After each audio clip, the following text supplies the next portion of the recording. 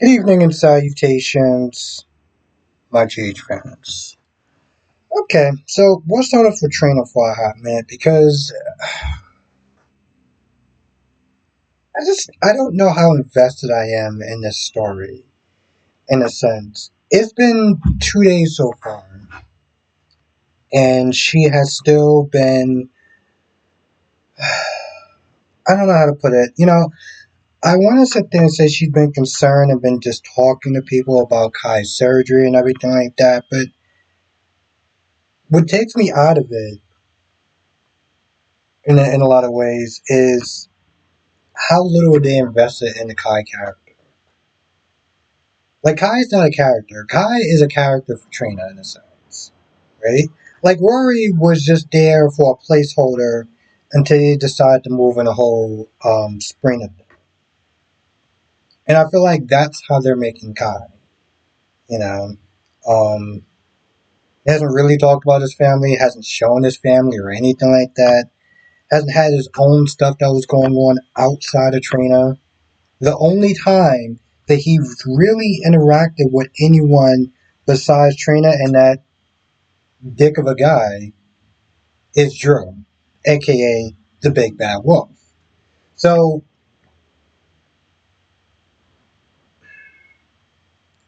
watching Trina get all riled up when she's there talking to Ava about the surgery and how concerned she is and everything like that, I mean, he's getting riled up to the point you've been sitting there thinking they've been dating for like 2 years and their fireworks are just off the chart, right?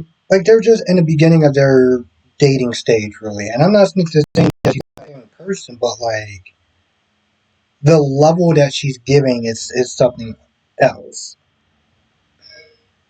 And also the Drew thing, right?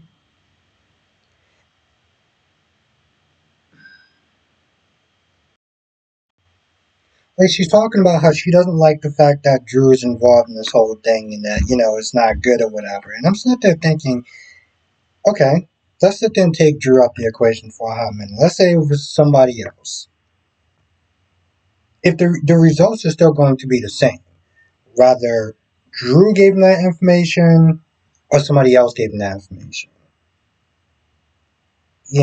Also, he's the one that's choosing to do the surgery. It's not like Drew is not there telling what you got to sit there and do the surgery or you should do the surgery or anything like that. All he did was the same thing that somebody did with your dad, was give him the option if he wants to sit there and take the surgery, do the surgery or not. But for some odd reason, she wants to sit there and blame Drew for something that essentially Kai is not there making up his own mind about. So I feel like she's just being kind of extra on that. Um, and then she meets up with Kai, right? She meets up with Kai, and Kai pretty much is like, yeah, listen, I'm gonna do it. I thought about it, and I'm gonna do it. Now at this point, Mom Dukes practically was not there telling them different ways or whatever, like how it's just not a good idea, and he wants to do it anyway. He wants her there. He wants her support, and so at first it seemed like she's getting a little upset about it, like this dude's just doing it regardless of about my concerns or anything like that. And she feels like it was weird. At one point, she said like she felt like he was being rushed, but rushed by who? The only person who's rushing this whole thing is him. You know. Also, I'm like, you do realize that he could sit there and take one bad bump now just by walking to class, and his whole ish could sit there and be destroyed and be paralyzed out of the way.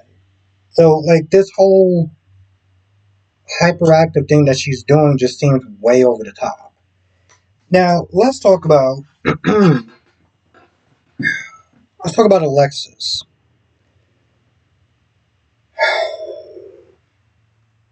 Alexis is a moron. Like, just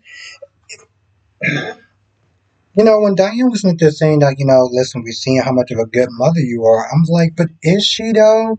Because honestly, tell you the truth, you've been enabling this girl for such a long time and been Cynthia trying to cover and clean up her messes. And the only thing that she's done, each time you've done that, is make worse decisions. You almost went to jail because you tried to cover up for Christina. That's like it's really just as simple as that. And while she's talking about, oh, this will destroy her and everything like that because of, well, she just gives a whole bunch of excuses. And kind of just like, you do realize that maybe committing her won't be safe for other people around her. Seriously, like, she cut the brakes off of what she thought was Ava's car. Hell, that car could have swung into somebody else's car, and that could have ended a life. And the only thing that Alexis and they're doing is talking, oh, we got to sit there and find a way to cover it up. So now you're sitting there getting blackmailed by Ava, and I don't feel bad for her. All she did was sit there and make excuses, talking about, well, it's gonna shatter her trust, and her and Alexis, her and Molly gonna have a bad relationship, and blah blah blah blah. And I'm like, yeah, but this will still be better for her at the end. And also, she needs to understand consequences. Actions have consequences. You have shielded this girl from her consequences for most of her adult life, and look what has gotten her. Hell, I'm annoyed with her in the sense because now we gotta sit there. No, I'm sorry. I gotta sit there and deal with Amy. Soaps has this very weird way of doing comedy, and to me, it's usually more missed than hit, right? By the way, General Hospital, can you sit there and update this chick's picture? Because the actress that plays Amy went through a considerable amount of work of losing that weight. And every single time you sit there and see that picture, it's when she had on the weight. It's like you can't just take new pictures. Like seriously, is that hard to sit there and take new pictures? So essentially, the joke is now she's coming in there and she's being strict and just all sorts of extra. And I guess it's supposed to be some sort of joke, but it's just not working on me. I don't know. Maybe it'll work on y'all. Y'all like that type of stuff. Some people like a sense of humor in these shows, and I don't. I don't hate it. It's just when it doesn't work, we're kind of stuck with it for a while. Um, Nothing major really happened in the episode. I mean, as far as the whole, Liz comes home, Laura, Lucky, Lulu, and Aiden's there, and now Lucky is going to have a hard time trying to get any sort of romance time with Liz because Amy's going to be there 8 hours a day. So I guess comedy is supposed to ensue or whatever, but it's just lost on me. Um,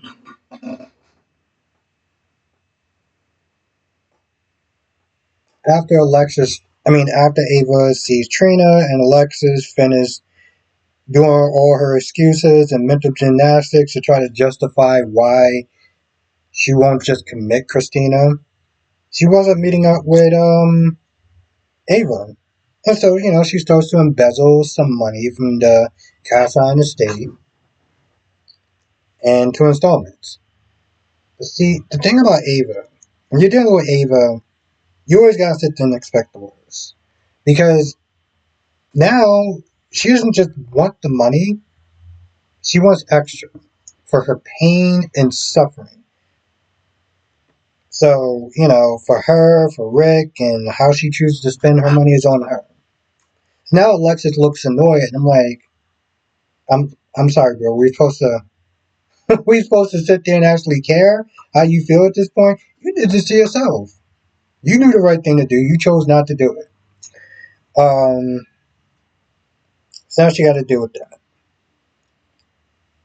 Molly, Originally, Molly and Christina was supposed to go in there to talk to Rick, but Rick was sent there talking to Dante, right? Kind of split up a little bit. Dante's sent there talking to Christina. Christina's like, oh, what are you doing here? Now, Dante was sent there saying, it's the fucking everything as far as, regardless how you feel about your in-laws or whatever, they're in the hospital, you go and try to see them, you know? Um, Because their relationship has always been strained because Sonny don't F with Rick, and so by association, neither does. Well, I think it's more than association. It's not so much the fact that Dante don't rock with Rick because of Sonny. Dante don't rock with Rick because of the stuff that Rick has done. But that is his nephew, so there is that. But Christina was kind of worried, like, why are you there for? Are you there for that? Oh, okay. All right, cool. Then they go on this journey about how Christina needs to start to sit there and let some of the stuff go and not dwell on stuff. And Molly and Rick are sitting there mostly talking about her relation. There's one point where Molly gives him a latte. The minute that Rick finds out that latte idea was from Christina, he's like, you know what? No, it's not going to work. I think it's going to mess with my meds or whatever.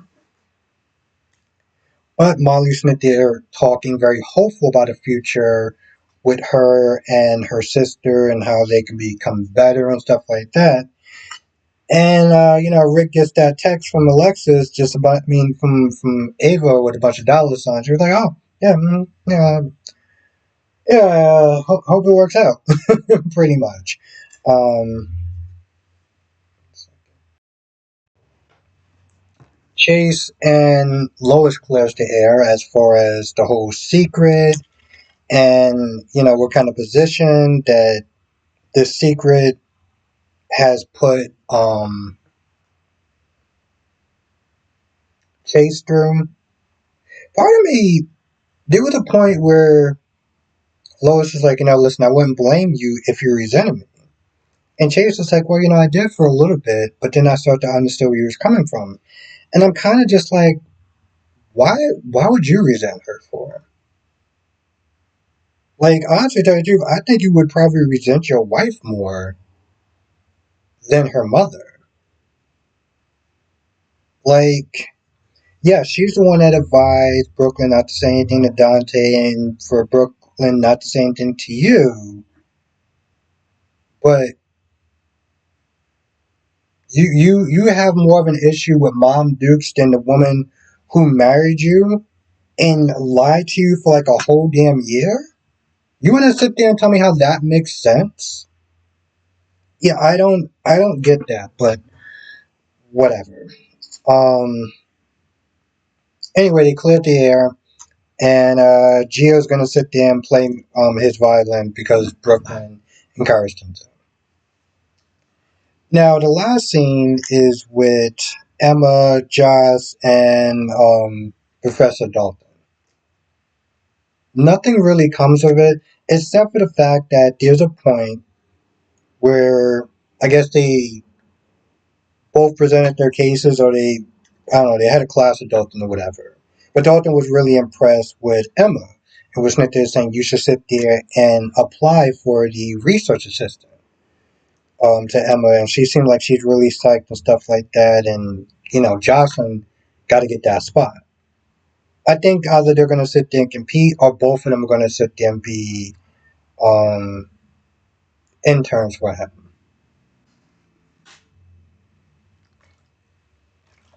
You know, I hope they give him a good story. I hope they give him a good story. I heard that this guy is I think he played a character named Kane on The Young and Restless. And I would sit there and say this, I hope they do a better job with him than they did with the guy who played Max Holden on One Life to Live. You remember the story that they gave him, right? He pretty much was a scumbag who was, um, being kind of a sleazeball to like his assistants and stuff. So hopefully they give this guy a better story than they did him. Because I mean, I know he signed up and he wanted to work and everything like that, but like, yeah.